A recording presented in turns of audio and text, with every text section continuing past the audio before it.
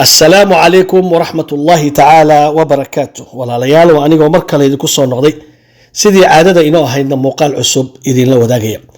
موقال كان ساود عركتين وباق وسوجي دي أما ورصاحة فديد أما هذا كسو ياري وزيرك أرمها قدها منك المادرنمو كو هلاي جاقدا وحن خبرت أولهين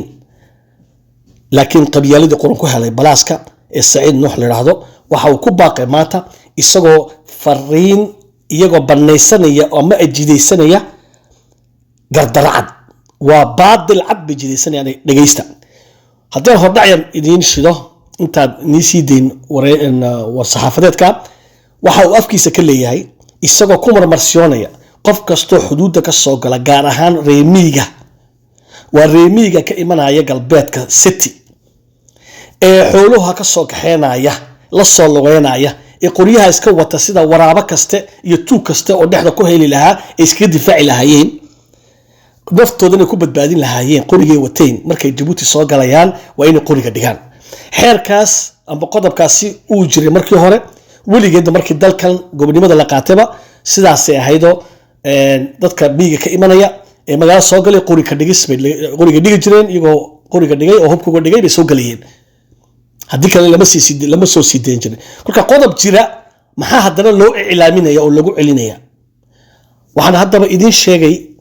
warka dahsoon ku danta laga leeyahay warka xogta dahsoon ku hoos jirta ama fariinta dahsoon ee la rabo in la tabinayo way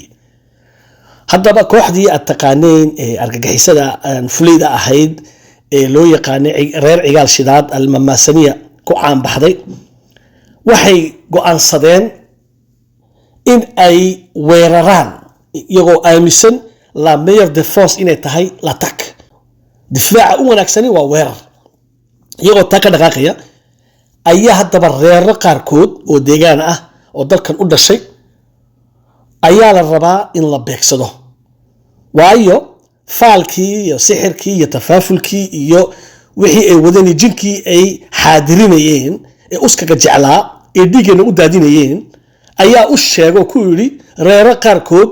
ayaa caqabad idinku ah oo maxaan ku raahdaa idinku horjooga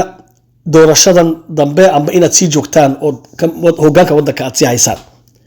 kolka maxaa la sameynayaa iyaga sida guryahooda loo galo oo kalba kii lagu tuhumo inuu caqabad ama dadkooga mataqaana kicin karo amba loo arko inuu yahay khibrad dagaal garanayo ama ay u arkaan inuu aqoon u leeyahay wax way weerarayaan gurigiisa iyagoo ku marmarsiyoonaya hub baa laga helay aqalkiisa kolka ragani iyo dumarkani way tashadeen waxayna ku tashadeen inay dhibaato iyo cadaadis iyo dulinimo iyo dulmi iyo tacaddi idinku hayaan idinku xukumaana gaajo iyo cabsi taasi ku heshiiyeen qarannimadii dalkani mar hore ka guuray weligiiba ma noqon abidkiiba ma noqonba asaaskiiba wuxuu ku bilaabay qabiyaaladii qurun iyo cuqdadaysan oo xanuunsanaya oo ciilhayo oo buka oo nabar leh oo danyar ah oo qaawanaa intay hoggaanka dalka qaban ayaa mataqaana waddankan dowladnimadeedii soo qabtay jidkii ay jeexeen qabiyaalada hay quranka ahaa unbaa lagu socdaa loo saaraya kuwana way ka dheefayaan waa kuwa ka sii faa'iideysta waxaa kuwaasi ka dhaxleen farsamadan ay wadaan marka waxaan la hadlayaa qof kasta oo deegaan ahaan ka soo jeeda Djibouti oo Ilaahay halka dhigay iyo qof kasta u dhashay war goormaad baraarugaysaan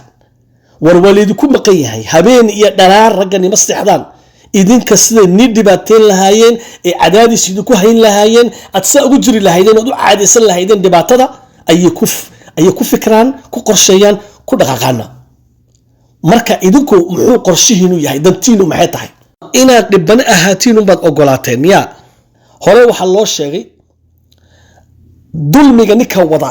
hal la yaabin ayuu yiri nin aqli badan aqliga u saaxiiba ee waxaan la yaabaa buu yiri anigu inta badan buu yiri waa kan madluumka ah ee u dul qaadanaya dulmiga kaasa la yaabanahay war quraanna aayad quraanna ma ina u dul qaadato dulmiga aynkan oo kala dulinimada ah waxaad gacantaada ku bedeli karto ina u dul qaadato ma waxaad afkaaga ku bedeli karto inaad dul qaadati ma wa in la isdifaaca ragani waxay aaminsan yihiin la meilleure défense c'est l'attaque difaaca u wanaagsan aan ku badbaadi karno waa inaan weerarka anagu bilawnaa oo weerar ku qaadna cadowgeena annaka cadow bay noo arkaan idinka cadow bay nii arkaan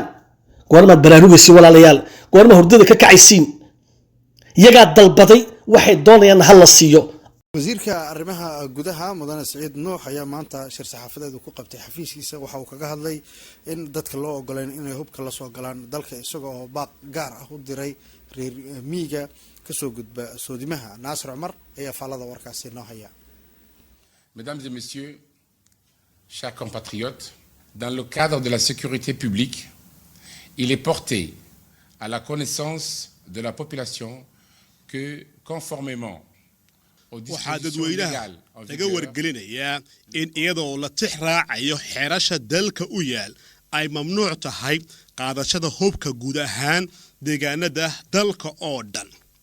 mamnuucidani waa mid muhiimad weyn u leh dalkeena waxaana sharcigu uu dhigayaa in la qabto cid walba oo lagu qabto faldambiyeedka hubsidasho waxaana inaga go'an ilaalinta nabadda xasiloonida guud iyo badqabka muwaadiniinta qarankeena. saas darteed go'aankan ayaa waxa uu yahay mid lagu qeexayo in dadka reer guuraaga ee ka gudba xuduudaha dalalka dariska marka ay soo gaadhaan xadka Djibouti in hubka ay sitaan ay ku wareejiyaan ciidamada dalka ee ku sugan soodimaha qaranka. hanaankan ujeedadiisu ayaa waxa ay tahay in la damaanad qaado badqabka dadweynaha amniga bulshada iyadoo laga hortagayo dhib kasta oo ka iman karta amba ka dhalan karta hubka. ciidamada gaashaandhigga iyo kuwa nabad sugidda dalku ayaa waxay ku tallaabsan doonaan howlgalka dhan ah faafidda hubka waxaana howlgalkaas uu suurtagal ka dhigayaa in la ogaado lana soo qabto shakhsi kasta oo si sharci darro ah u sidata hub. cid walba oo arrinkaasi lagu qabto ayaa waxaa la horgeyn garsoorka qaranka waxaana laga maray sharciyada dalka u yaal ee ka hortagga hubka sharci darrada ah.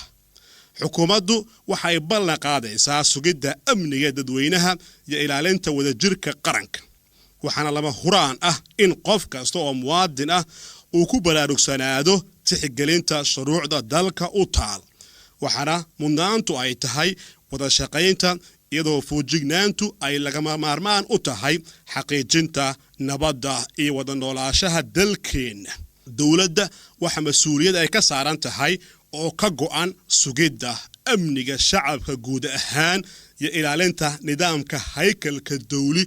ee dalkeena u yaal iyo dalka oo dhan in amniga si gaar ah loo sugo. Naasir Umar aad buu mahadsan warkaasi soo jeedinaya.